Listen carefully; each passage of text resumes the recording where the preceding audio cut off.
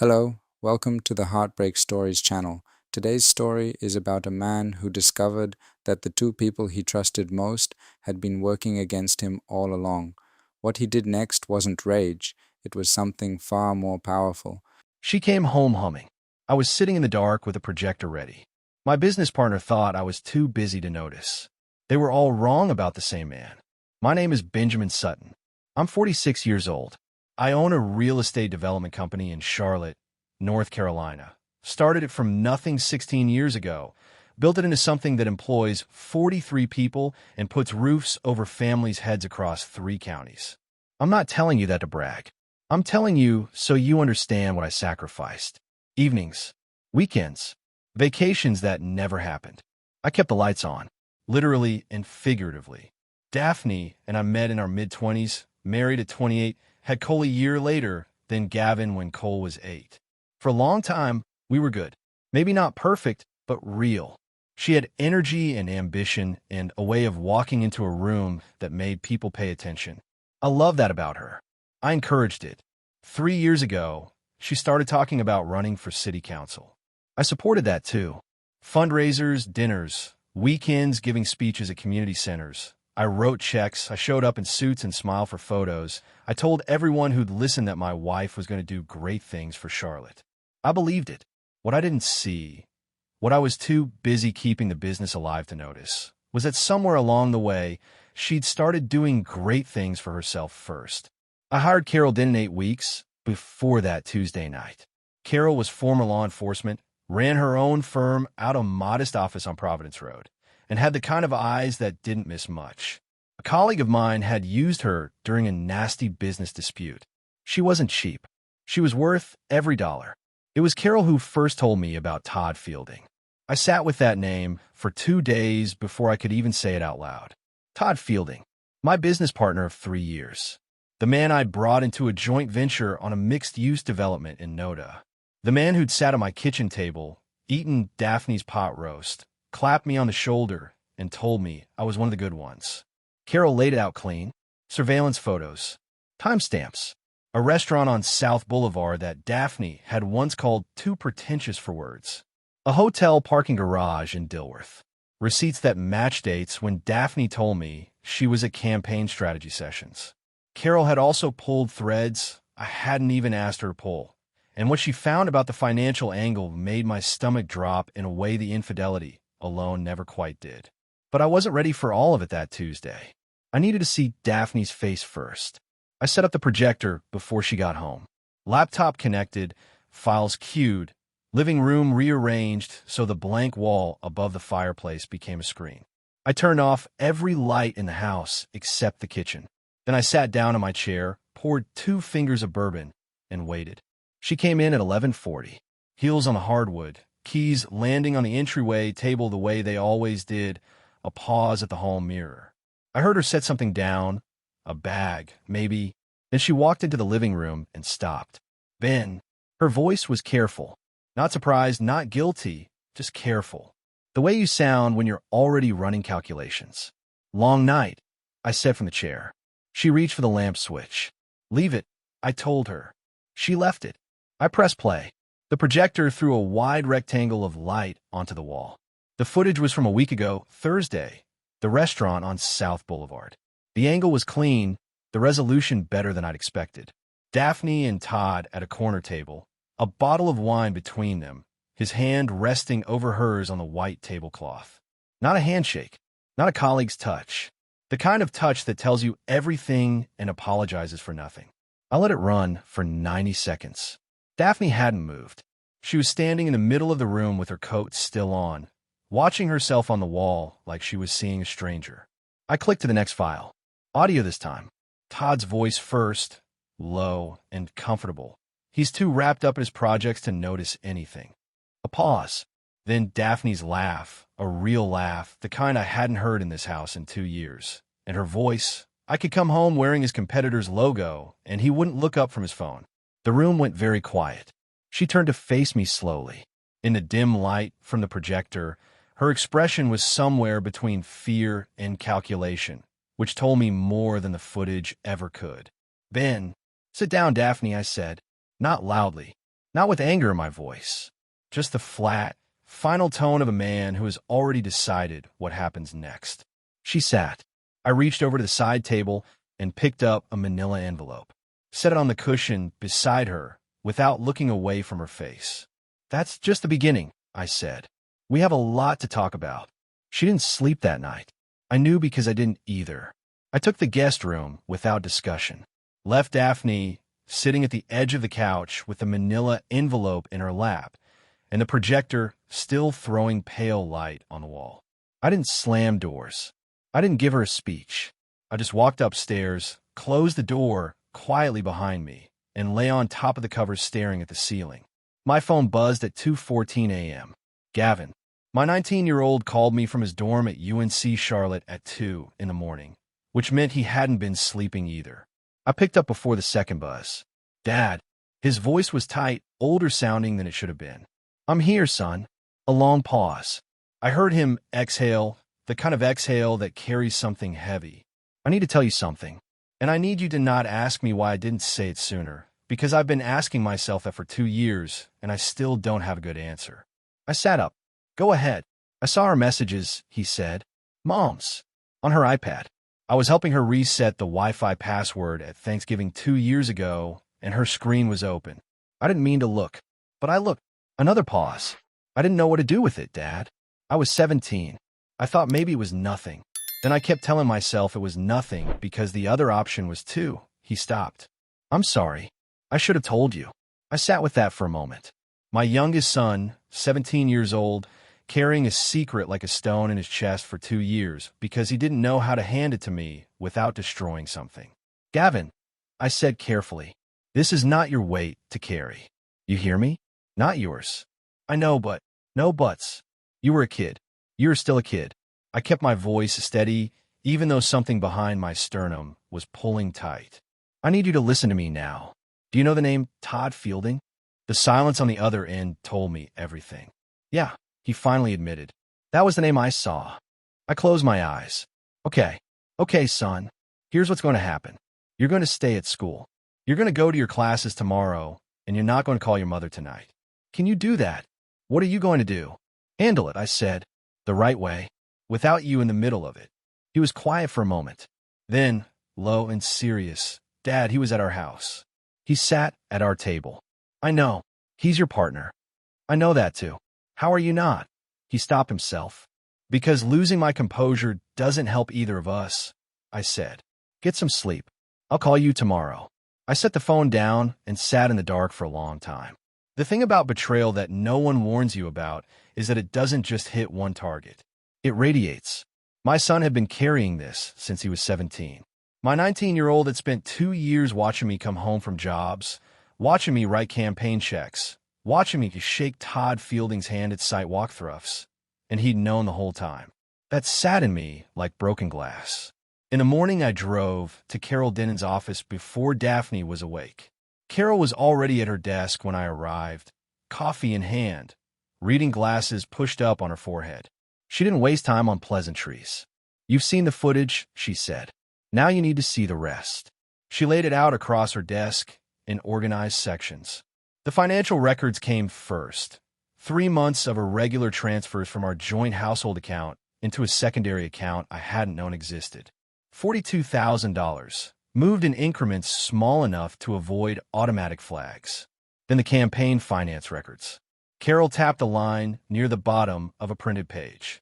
Fielding's development company contributed $22,000 to your wife's city council campaign, she said flatly.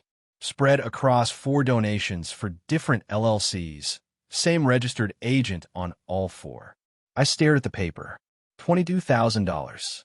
Todd had sat across from me in my own conference room 3 weeks ago, talking about return on investment. She knew. I asked.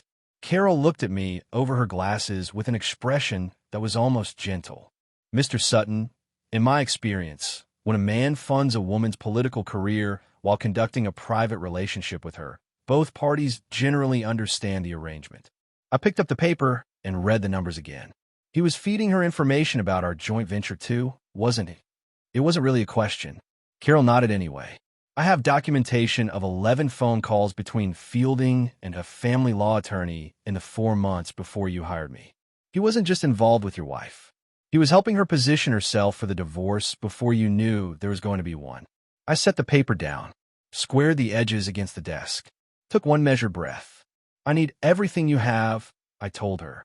Every file, every photograph, every call record. Organized and ready. Carol pulled a second folder from her drawer and pushed it across the desk. Already done, she said. I had a feeling you'd be here early. Cole found out the wrong way. I hadn't called him yet. That was my mistake. Not because I owed Daphne the courtesy of secrecy, but because my 27-year-old son had his mother's instincts for moving first. By Thursday morning, before I'd had a chance to sit down with him, Daphne had already made her call.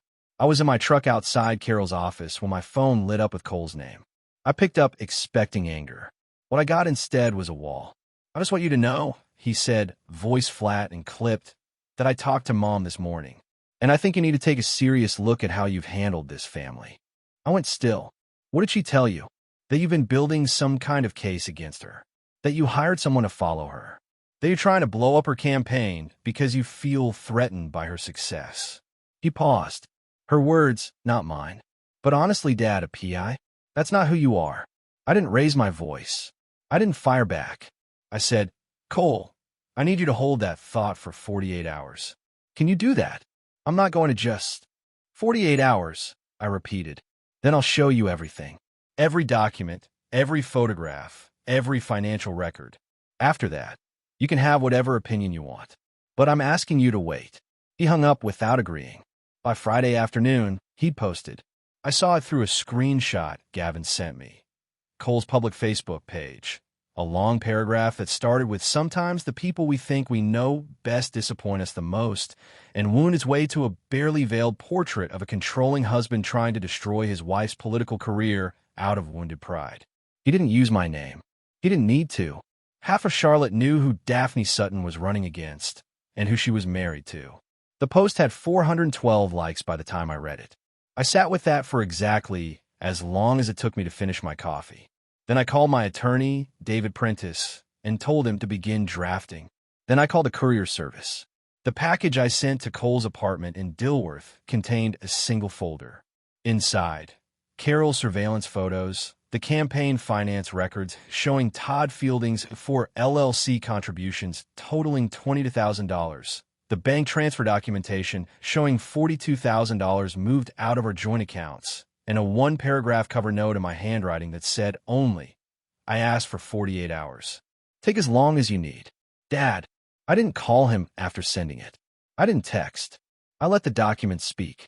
That same afternoon, Carol called me with something new. Fielding's been busy, she said without preamble. He reached out to Cole through LinkedIn, sent a connection request with a message attached, positions himself as a family friend concerned about the situation, offers to talk.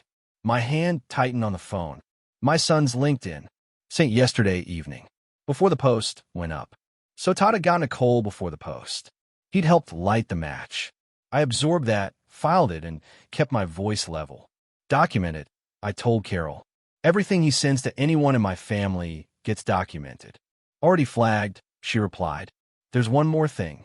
A brief pause, the kind Carol used when she was choosing words. I pulled his personal financials through public records and the business filings on your joint venture. Fielding has been positioning himself to buy out your share of the noted development.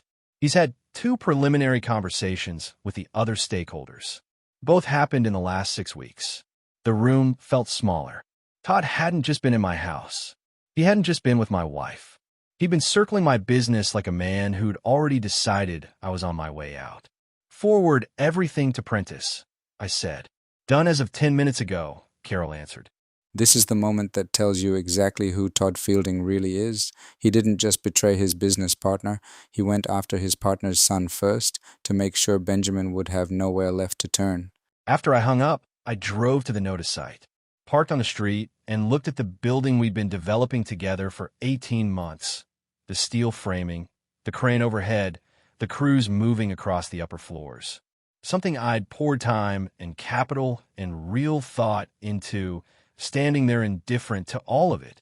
I took out my phone and photographed the site from the street. Then I sent one text to Todd Fielding, the first communication I'd initiated with him since I'd learned his name in a different context entirely. We need to meet. Monday. My attorney's office. 9 a.m. He read it within 4 minutes. Didn't reply. That was all right. The reply I needed from him wasn't coming by text. I called Norma on Saturday morning. Daphne's mother lived 20 minutes south of Charlotte in a brick house she'd kept since her husband passed 8 years ago. She was 71, sharp-eyed, and not a woman who suffered ambiguity well.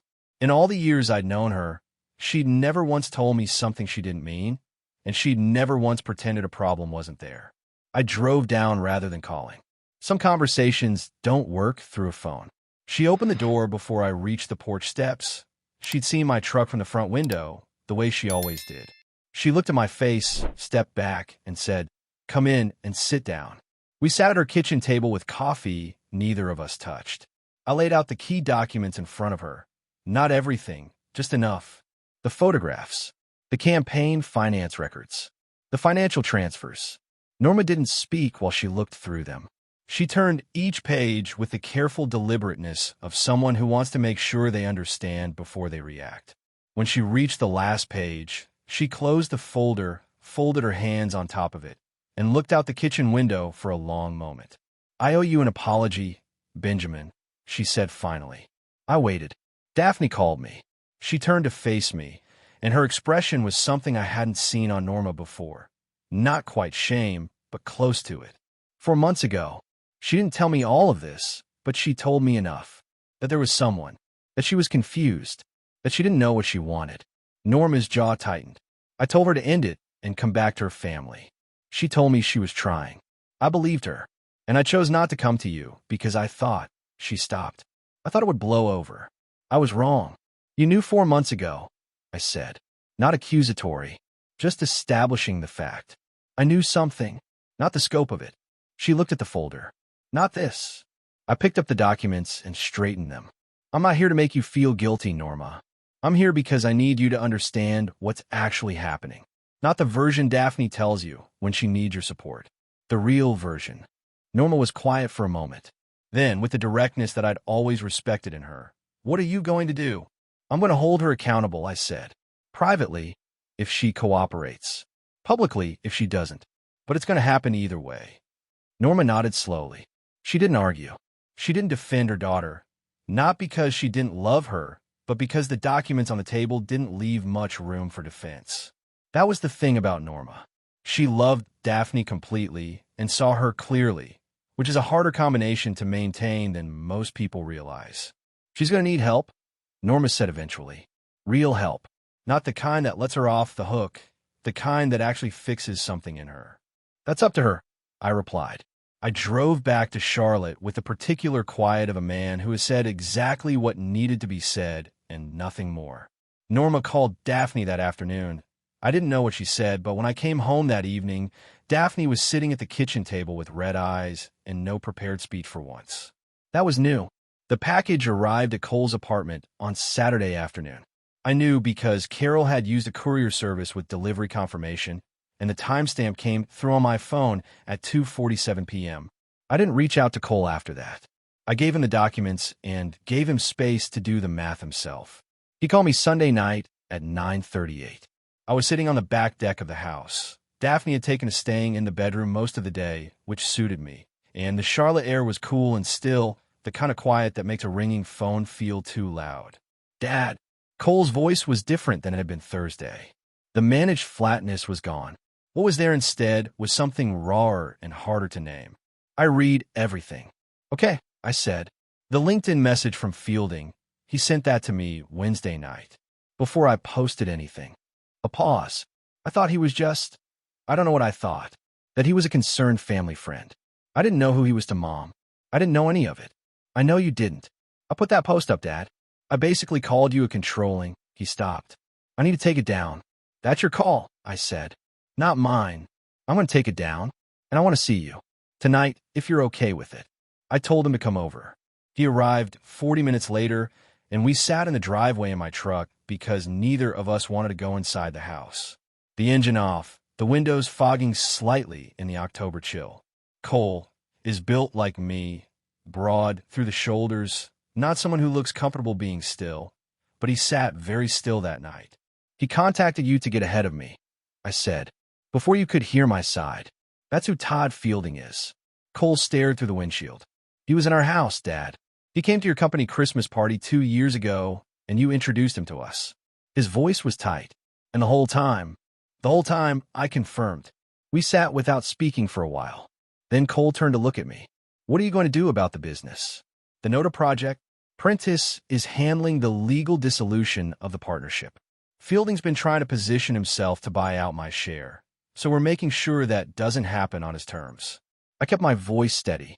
He's going to find that the documentation Carol pulled makes his position a lot more complicated than he planned. Cole processed that. And Mom, she's going to face what she did, I said, quietly and completely, or loudly and completely. Her choice. He nodded slowly. Then he reached over and put his hand on my shoulder briefly, the way men in this family said things they didn't have words for, and got out of the truck.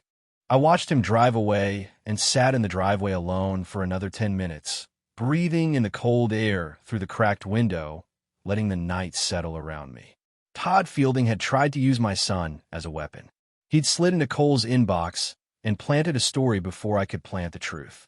It hadn't worked, but the attempt alone told me everything I needed to know about what kind of man I'd been in business with. On Monday morning, I was in David Prentice's office at 8:45, 15 minutes before Todd Fielding was supposed to arrive. He didn't come at 9. He didn't come at 9:30. At 9:52, his attorney called Prentice's office and informed us that Mr. Fielding would be communicating through counsel going forward. Prentice leaned back in his chair with the small, satisfied expression of a man who'd expected exactly this. He blinked, he said.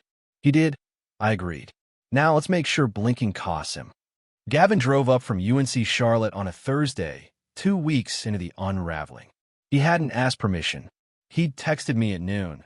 Coming home tonight, don't argue, and arrived at 7 with a duffel bag and the focused expression of a young man who had decided something. He was 19, lean, still a little unfinished looking in the way of young men who haven't quite grown into their own frames yet. He walked into the kitchen, set his bag down, looked at his mother standing at the counter, and said without preamble, I need to say something, and I need you to let me finish. Daphne set down her mug. Her eyes moved from Gavin to me and back again. Okay, she said carefully. I've known for 2 years, Gavin said. I saw the messages on your iPad when I was helping you with the Wi-Fi at Thanksgiving. I've known his name, I've known what was happening, and I've spent 2 years sitting across from you at this table pretending I didn't. His jaw was tight, but his voice stayed controlled. I was 17. I didn't know what to do. But I know what I did do. I watched Dad come home from 12-hour days and take you to campaign dinners and shake that man's hand and never once say a word. And that's on me. I have to live with that. Daphne's face had gone pale. Gavin, I'm not done. He held up a hand, a gesture so like mine that it stopped me for a second.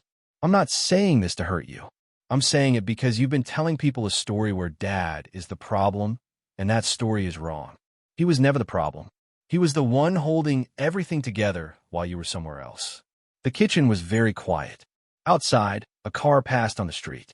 Daphne pressed her fingers to her mouth. Her eyes were glassy, and I could see her fighting for composure the way she always did, jaw set, shoulders back, the performance of someone who doesn't crack in public even when she's fracturing underneath. Gavin, she said finally, her voice thin, I know I hurt your father. I know I hurt this family. I don't expect. I'm not asking for an explanation, he cut in quietly. I'm asking you to stop making Dad out to be the villain in what you did. That's all. He pulled out a chair and sat down at the kitchen table, squaring himself like the conversation was over and he intended to eat dinner. I caught his eye across the room. He gave me a small nod, composed, deliberate, and reached for the fruit bowl like none of this had cost him anything. It had cost him a great deal. I knew that, but he wasn't going to let her see it, and I understood that impulse completely. Daphne left the kitchen without speaking. I heard her footsteps on the stairs, slow and heavy. Then Gavin looked at me again, and the composure slipped just slightly, enough for me to see the 19-year-old underneath. Was that okay? He asked quietly. That was more than okay, I told him. He nodded and looked down at the table. I put a hand on his shoulder, the same way Cole had done to me in the driveway, and for a moment neither of us said anything. We didn't need to. The therapist's name was Dr. Miriam Oakes. She worked out of a suite in South Park, had a waiting room with soft lighting and small watercolor prints, and had been seeing Daphne every other Tuesday for 14 months. I knew her name because Daphne had mentioned her twice. Once when she said therapy was helping her process some things, and once when she said Dr. Oakes had encouraged her to honor her own needs. At the time, I'd thought nothing of either statement. Now I understood them differently. I didn't show up at Dr. Oakes' office. I didn't call her either. What I did was mail her a sealed envelope containing a single letter and a thumb drive. The letter explained who I was and what the drive contained. Not the surveillance footage, not the financial records, but the secondary folder Carol had flagged during our last meeting. Patterns. Timelines. The documented shape of a life lived in deliberate concealment. I wasn't asking Dr. Oakes to break privilege. I was asking her to understand what she was actually treating. Her response arrived 4 days later. Not a phone call, not a letter. A formal notice from her practice's legal representative advising me that any further contact would be considered harassment and that she reserved the right to file a complaint with the state licensing board. I read it once, set it on my desk, and called David Prentice. She's protecting her client, Prentice said. She's protecting her billing cycle, I replied. Forward the response to the state board along with the documentation. Let them decide whether a therapist who encourages a patient to honor her needs while that patient is defrauding her spouse and running illegal campaign finance routes deserves to keep her license. Prentice was quiet for a moment. You understand this will get back to Daphne immediately. That's the point, I said. It got back to Daphne that same evening. She came downstairs while I was reviewing site plans at the kitchen table and stood in the doorway with her arms crossed and her expression stripped of the careful composure she'd been maintaining for 2 weeks. You filed a complaint against Miriam, she said. I forwarded documentation to the licensing board. I replied without looking up. There's a difference. She's my therapist, Ben. That's a protected relationship. I set down my pen and looked at her directly. She spent 14 months helping you rationalize a double life. I didn't violate anything. I informed the appropriate authority and let them make a determination. If she's done nothing wrong, nothing will come of it. I leaned back in my chair. But I think we both know that's not quite how it went. Daphne's jaw tightened. She shifted her weight, the tell she'd always had when she was recalculating. You're trying to dismantle everything around me. I'm trying to make sure the truth has room to exist, I said evenly. You've been very good at preventing that. She looked at me for a long moment. Then she pulled out the chair across from mine and sat, not aggressively, not performing. Just sat, the way a person does when they've run out of angles and know it. He called me again, she said. I waited. Todd. 3 times this week from numbers I didn't recognize. He wants to talk. He says the situation has gotten out of hand, and he thinks we should coordinate. She pressed her lips together. I didn't answer. Good, I said. Don't. He's scared. He should be. I folded my hands on the table. Prentice has everything he needs to make the noted dissolution very uncomfortable for Todd. The campaign finance documentation is already with the city ethics board. Whatever he thinks coordinating with you is going to fix, it's too late for that. Daphne absorbed this. She looked down at the table. Then, in a voice that was quieter than anything she'd used in the past 3 weeks, I had a date last night. She said it almost absently, as if she'd forgotten for a moment where she was. He took me to dinner at the Capitol Grill. I sat there, and all I could think about was... She stopped. Something in my expression had changed, and she'd caught it. I looked at her steadily and said, I know. Carol's team was in the parking garage. The color left her face. I didn't raise my voice. I didn't move. I just let that single line settle in the space between us like a stone dropped into still water. She opened her mouth and closed it again. Her hands, which had been resting loosely on the table, pulled back slowly toward her. You were still seeing him, I said. Even now, even knowing everything that's documented, everything that's in motion. I kept my voice flat and factual. That tells me what I needed to know, Daphne. It tells me this was never confusion. It was never a mistake that got out of hand. It was a choice. Every single day, a choice. She didn't speak for a long time. When she finally did, her voice was almost inaudible. I don't know how to stop. That, I said, standing up and gathering my plans from the table, is exactly why you need real help. Not the kind that tells you to honor your needs. The kind that tells you the truth. I picked up my papers. I'll be in the study. Prentice needs my signature on 3 documents tomorrow morning. I'd suggest you spend tonight thinking about what you're going to say to the City Council Ethics Board when they call, because they will call. I walked out of the kitchen and didn't look back. Behind me, the house was very quiet. Not the quiet of peace. The quiet of things finally, irrevocably out in the open. The Charlotte City Council Ethics Board sent Daphne a formal notice of inquiry on a Thursday. I knew before she did. Prentice had a contact in the city clerk's office, and I made sure I was home when the letter arrived. She opened it at the kitchen counter. I watched her read it from across the room. She read it twice, then set it flat on the counter with both hands pressed on top of it, like she was keeping it from flying away. They want a written response within 15 business days, she said. I know. She turned to look at me. Did you do this? I submitted documentation, I said. What the board does with it is up to them. Her campaign manager called her that afternoon. I could hear half the conversation from the hallway. She'd retreated to the bedroom, but the door wasn't fully shut. Words like optics and timeline, and we need to get ahead of this floated through the gap. When she came back downstairs an hour later, she looked like someone who'd aged a decade since morning. Alan Fenn is stepping down as my campaign manager, she said. His name wasn't one I'd flagged, a local political operative I'd met twice, and not someone I had any issue with. He says he can't manage the liability. That's his call, I said. Without him, the campaign is effectively over. She sat down heavily at the table. You know that. The campaign was effectively over the moment Todd Fielding's LLC contributions became part of an ethics inquiry, I replied. I didn't make that happen. The paper trail made that happen. She pressed her fingers against her forehead. I worked 3 years for this. I know you did. I kept my voice measured, and I supported every single day of it. Drove to events, wrote checks, stood next to you at fundraisers, and believed what I told people about you. I paused. That's what makes this particular conversation so instructive.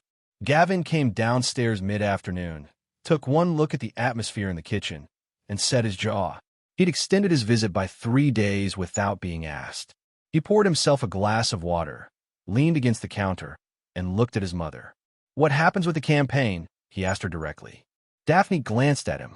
It's being suspended. Gavin nodded once. No reaction beyond that, just the contained acknowledgement of someone who'd already run the scenarios. And Todd? He asked. That's a separate matter, I answered. Prentice is handling the partnership dissolution. Fielding's attorneys have been very interested in avoiding a full financial audit of the Noda Project's books.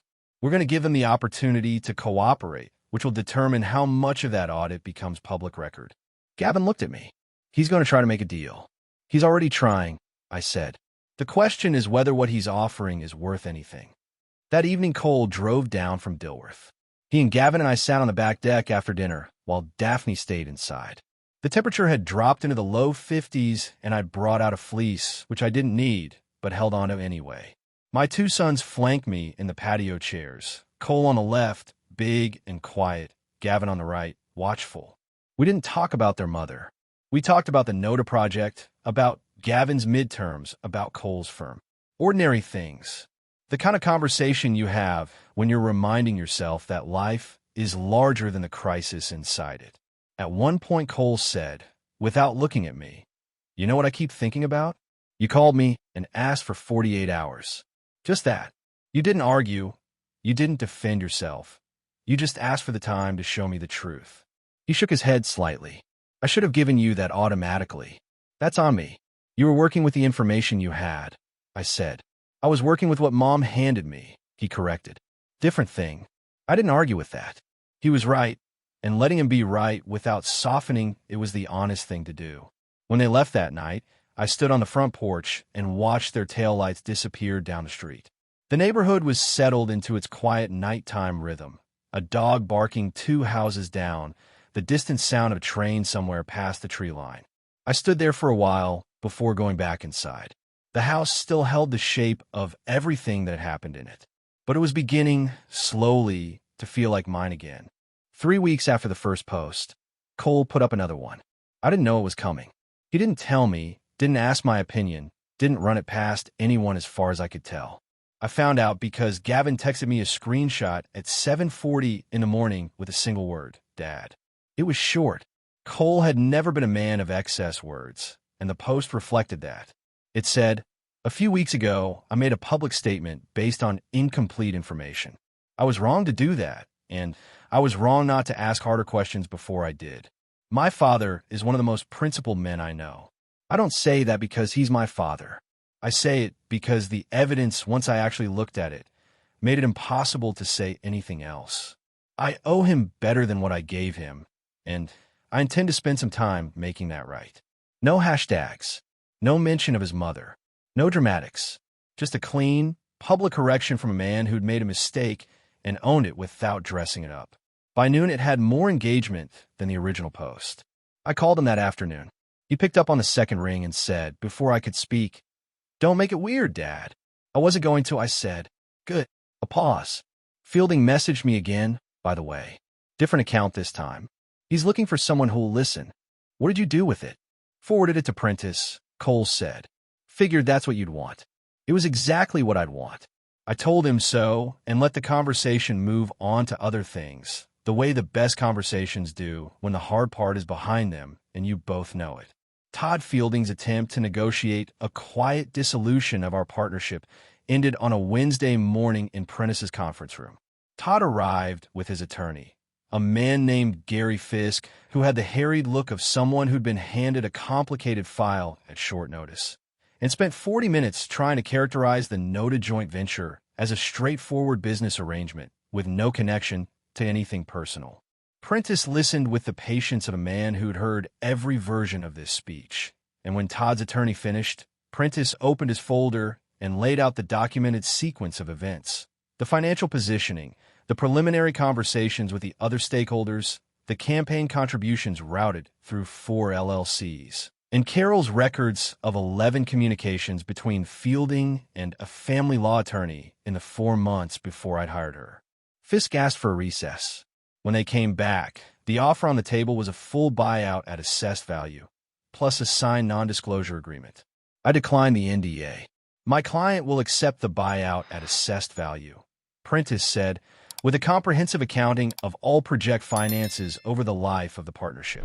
The non-disclosure is not on the table." Fielding looked at me across the conference table for the first time since the meeting had started. He had the expression of a man who'd been certain, until very recently, that he was the smartest person in the room. I looked back at him without expression and said nothing. They signed the accounting agreement 2 days later. Norma called me on a Sunday afternoon. I was driving back from a site visit in Noda, habit more than necessity at this point, and her name on the dashboard gave me a moment's pause before I answered. "I talked to Daphne," she said. "Properly this time. Not managing her, not softening anything. I told her exactly what I thought of what she'd done and exactly what I expected of her going forward." A breath. She cried. Real crying, not the performance kind. You can tell the difference when you know your child well enough. "I know you can," I said. "She's going to get real help," Norma continued. "I'm making sure of it. Not Dr. Oakes. Someone who won't just tell her what she wants to hear." A pause. "I'm not asking you to do anything with that information, Benjamin. I just thought you should know she's not going to slide out of this." "Thank you, Norma," I said, and I meant it. After I hung up, I sat in the truck for a few minutes outside the Noda site. The building was moving along without the disruption of the partnership dispute. The other stakeholders had been professional, and Prentice had handled the transition cleanly. Looking at it now, at the steel and glass taking shape against the Charlotte skyline, I thought about how much of what we build in partnership with people we haven't yet fully understood. That was true of buildings. It was true of marriages. The difference was that a building, once the foundation was right, would stand on its own. I put the truck in gear and drove home to start clearing it out. I sold the house in November. Not because I couldn't afford to keep it. The settlement was fair and the business was solid. I sold it because every room in that house had been a stage for something that wasn't real, and I didn't want to spend another winter walking through it. I found a place on Morningside Drive, a smaller house with better bones, a backyard that backed up to a stand of old oaks, and no history I hadn't chosen myself. Cole and Gavin helped me move on a Saturday. We rented a truck, loaded it with the things I'd selected. No furniture that had been ours, no artwork she'd picked, no accumulated weight of a life I was deliberately setting down, and drove it across town in 2 trips. By evening, the new house held just enough to live in and nothing that didn't belong. We ordered pizza and sat on the floor of the empty living room because the couch wasn't coming until Monday. Gavin complained about the lack of seating with the deadpan energy of a 19-year-old who thinks discomfort is funnier than it is. Cole ate 2 slices without sitting down, walking the perimeter of the room like he was measuring it for something. I watched them both and felt, for the first time in a long time, something close to uncomplicated contentment. Daphne had entered a structured therapy program in late October. Norma had made good on her word, found someone with a different philosophy than Dr. Oakes, and stayed involved enough to make sure Daphne didn't talk herself out of it. I didn't have opinions about her recovery. That was her territory now. We communicated through attorneys on the practical matters and didn't speak directly, which suited us both. The Ethics Board inquiry concluded in December. The Registry of Election Finance in North Carolina issued a formal finding of campaign finance violations. The 4 LLC donations were ruled improperly disclosed, and Todd Fielding's company was assessed a significant civil penalty. The finding was public record. It ran in the Charlotte Observer on a Tuesday morning, 3 paragraphs below the fold. I read it with my coffee and moved on. Carol Denton sent me a brief email the same day. Saw the Observer piece. Thought you should know, the licensing board review of Dr. Oakes has been concluded. She received a formal letter of reprimand and will be required to complete additional ethics training. Not a revocation, but not nothing. Then, in a separate line, you handled this well. I replied with 2 words, thank you, Carol. The new house had a porch that faced west. On clear evenings, the light came through the oaks at a low angle and painted the yard in long, warm stripes. I'd taken to sitting out there after work with coffee, or sometimes nothing, just the air and the trees and the particular silence of a place that was genuinely mine. One evening in late November, about 3 weeks after the move, Gavin called. He was back at UNC Charlotte, midterms behind him, sounding lighter than he had in months. How's the new place? He asked. Good, I said. Quiet. Good quiet or empty quiet? I thought about that for a moment, watching the light move in the oaks. Good quiet, I decided. Definitely good quiet. He seemed satisfied with that. We talked for 20 minutes about things that had nothing to do with any of it. His classes, a basketball game he'd gone to, a road trip he was planning with 2 friends over winter break. Easy conversation. The kind you can only have when the hard conversation is genuinely finished. After we hung up, I sat on the porch until the light was gone and the yard went dark except for the glow of the neighbors' windows through the trees. The night was cold and clean, and I didn't go inside right away because there was no reason to hurry. I had a house that was mine, 2 sons who knew exactly who their father was, and a life that was no longer built on someone else's terms. That was a foundation worth building on. Benjamin never once lost his composure. No threats, no outbursts, just the quiet confidence of a man who knew exactly what he was worth. In the end, the truth didn't need his anger, it just needed him to stay standing. Thank you for listening. Take care of yourselves, and I'll see you in the next one.